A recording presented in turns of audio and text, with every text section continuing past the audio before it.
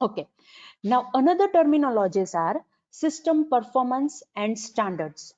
Again, I repeat, another terminologies are system performance and standards. Now, ये system performance को measure करने के लिए there are various ways. Again, I repeat, system performance को measure करने के लिए there are various ways. And from that, first way is termed as efficiency. Again, I repeat, the first way to measure the system performance is termed as efficiency. Efficiency का meaning क्या होता है? That we can say अगर हमें efficiency measure करनी है तो किस हिसाब से हम कर सकते हैं? We need to do what is produce divided by what is consume. Again I repeat, अगर हमें कोई भी सिस्टम की एफिशिएंसी मेजर करनी है then it can be measured by dividing what is produce by what is consume. मतलब हमने कितनी एनर्जी उसको दी और उसके हिसाब से उसने हमें कितना आउटपुट दिया. राइट अगर हम इसको डिवाइड करेंगे तो हमें सिस्टम की एफिशिएंसी पता चल जाएगी. And this the range of this efficiency is between 0 to 100. Again I repeat, इसकी रेंज 0 to 100 के बीच में होगी. And another important thing, it is a relative term because हम इसका यूज करके सिस्टम को कंपेयर कर सकते हैं. Again, I repeat, efficiency is a relative term which is present within system performance. इसका यूज करके हम अलग अलग सिस्टम्स को कंपेयर कर सकते हैं. फॉर एग्जाम्पल, यहाँ पे मैंने एग्जाम्पल लिया है gasoline engine and steam engine.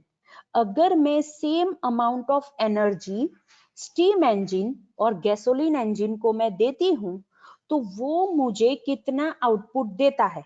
Right अगर मुझे ये दोनों सिस्टम का परफॉर्मेंस मेजर करना है इन टर्म्स ऑफ एफिशिएंसी तो इस हिसाब से मैं कर सकती हूँ. अगेन आई रिपीट, अगर मैं same amount of energy steam engine और गैसोलीन इंजन दोनों को देती हूँ तो वो मुझे कितना आउटपुट देता है? राइट उसके ऊपर से मैं ये कंपेयर कर सकती हूँ कि किसकी एफिशिएंसी ज्यादा है. और हमें पता है स्टूडेंट्स कि ऑब्वियसली स्टीम इंजन की एफिशिएंसी कम है एंड गैसोलीन इंजन की एफिशिएंसी ज्यादा है. So that's why it is known as a relative term because हम ये एफिशिएंसी टर्म का यूज करके हम दो सिस्टम के परफॉर्मेंस को कंपेयर कर सकते हैं. Right right now another term is effectiveness. Again I repeat, system performance के अंदर दूसरी टर्म है that is effectiveness. Now this effectiveness is measured of the extent to which a system achieve its goal. मतलब system ने कितनी हद तक अपने गोल्स अचीव किए हैं that is known as effectiveness. Again I repeat, system ने कितनी हद तक जो भी गोल्स डिसाइड किए थे वो अचीव किए हैं that is term as effectiveness. And if we want to compute, अगर हमें उसे कैलकुलेट करना है then what we can do, we can divide goal actually achieved by total number of stated goals. For example, हमने 100 गोल state किए थे, उसमें से कितने गोल्स अचीव एक्चुअली हुए हैं अगर हम उसको डिवाइड करेंगे तो हमें इफेक्टिवनेस ऑफ द सिस्टम मिल जाएगी. फॉर एग्जांपल, कंपनी का गोल था कि वो जो मैन्युफैक्चरिंग यूनिट में जो मैन्युफैक्चरिंग यूनिट के अंदर जो डैमेज पार्ट्स प्रोड्यूस होते हैं वो 100 यूनिट्स तक उसे रिड्यूस करने हैं. अगेन आई रिपीट, कंपनी का गोल था कि जो भी मैन्युफैक्चरिंग यूनिट के अंदर जो डैमेज पार्ट्स प्रोड्यूस होते हैं वो 100 यूनिट्स तक रिड्यूस करने हैं. इसके लिए कंपनी ने एक कंट्रोल सिस्टम उसके अंदर इंस्टॉल की, राइट, ताकि वो ये गोल अचीव कर सके. अब ये कंट्रोल सिस्टम इंस्टॉल करने के बाद कितने यूनिट्स रिड्यूस हुए? 100 तो नहीं हुए लेकिन 85 यूनिट्स तक वो आ गया. It means we can say कि ये कंट्रोल सिस्टम का इफेक्टिवनेस फैक्टर कितना है? That is 85%. Again I repeat, ये कंट्रोल सिस्टम का इफेक्टिवनेस फैक्टर कितना है? That is 85%. इन शॉर्ट, हमने टोटल स्टेटेड गोल्स कितने स्टेट किए थे? 100 यूनिट स्टेट किए थे, लेकिन एक्चुअली कितने रिड्यूस हुए? 85 रिड्यूस हुए, दैट इज 85% तक ये कंट्रोल सिस्टम इफेक्टिव है, राइट।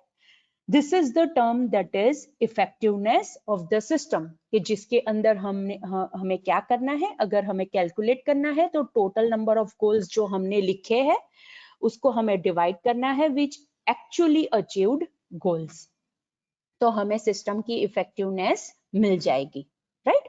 ओके, नाउ अगर हमें सिस्टम का परफॉर्मेंस इवेल्युएट करना है तो वहां पे हमें परफॉर्मेंस स्टैंडर्ड्स भी तय करने पड़ेंगे। अगेन आई रिपीट, अगर हमें सिस्टम का परफॉर्मेंस इवेल्युएट करना है तो वहां पे हमें परफॉर्मेंस के स्टैंडर्ड्स भी तय करने पड़ेंगे, राइट। अगर हमने स्टैंडर्ड्स वहां पे तय किए हैं, राइट, स्टेट किए हैं, तो उसके ऊपर से हम बहुत ही इजी मैनर के अंदर सिस्टम का परफॉर्मेंस इवेल्युएट कर पाएंगे, right. So a system performance standard is a specific objective of the system, हम इसे specific objective भी कह सकते हैं, right? For example, हम ऐसा कह सकते हैं कि एक system performance standard of manufacturing unit is कि डिफेक्टिव पार्ट्स 1% से ज्यादा प्रोड्यूस नहीं होने चाहिए। अगेन आई रिपीट, कोई मैन्युफैक्चरिंग यूनिट खुद का सिस्टम परफॉर्मेंस स्टैंडर्ड ऐसा तय कर सकता है कि 1% से ज्यादा डिफेक्टिव पीस प्रोड्यूस नहीं होने चाहिए।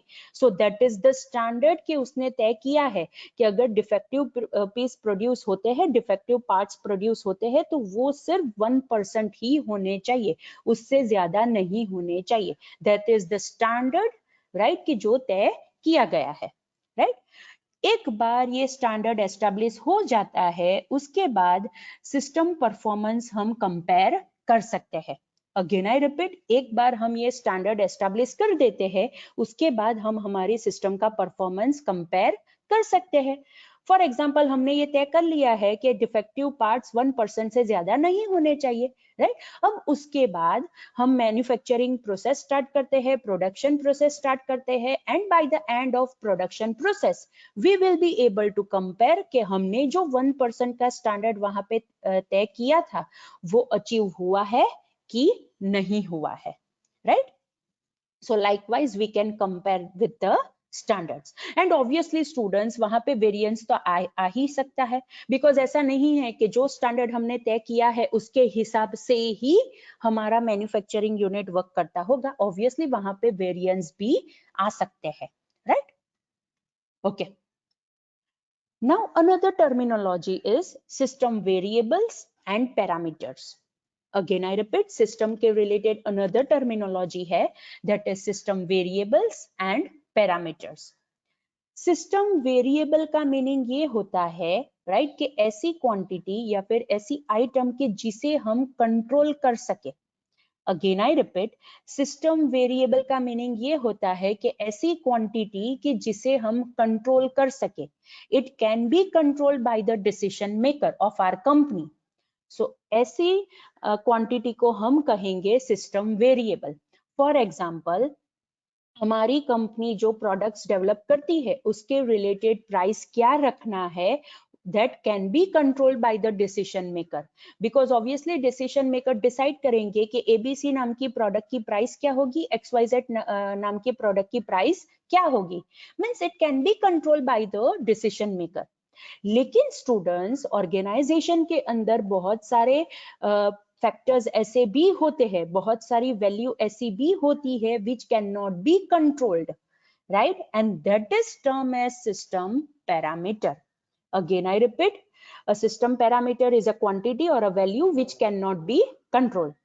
For example, raw material की cost, वो तो हम कंट्रोल नहीं कर सकते, बिकॉज हम रॉ मटेरियल किसी और के पास से बाई कर रहे हैं, तो ऑब्वियसली उसकी कॉस्ट, उसकी प्राइस वो बोलेगा हमें उतनी ही पे करनी पड़ेगी।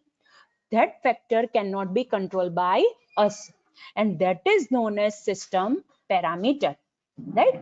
मतलब ऐसी क्वांटिटी कि जो हम कंट्रोल कर सके, that is known as system variable, and ऐसी क्वांटिटी के जो हम कंट्रोल नहीं कर सकते, that is known as system parameter, right. Alright, for example, अगर मैं कोई केमिकल प्रोड्यूस करती हूँ, राइट, तो वो पर्टिकुलर केमिकल के अंदर, फॉर एग्जांपल प्लास्टिक ले लो, चलो मुझे प्लास्टिक बनाना है, राइट? तो वो प्लास्टिक बनाने के लिए मुझे कौन से केमिकल का कितना प्रोपोर्शन लेना है, it is to be taken from the law which is decided by the government, right? Laws of chemistry है, राइट? गवर्नमेंट के भी लॉज है, वो लोग ने तय किए होंगे कि ओके आपको प्लास्टिक मैन्युफैक्चर करना है तो उसके अंदर पर्टिकुलर केमिकल का इतना प्रोपोर्शन आपको लेना पड़ेगा। Means that is not control by our organization management, right? वो हमें लॉ के हिसाब से ही करना पड़ेगा, right? So this is another example of system parameter that which cannot be controlled by the management of our organization, right? Okay.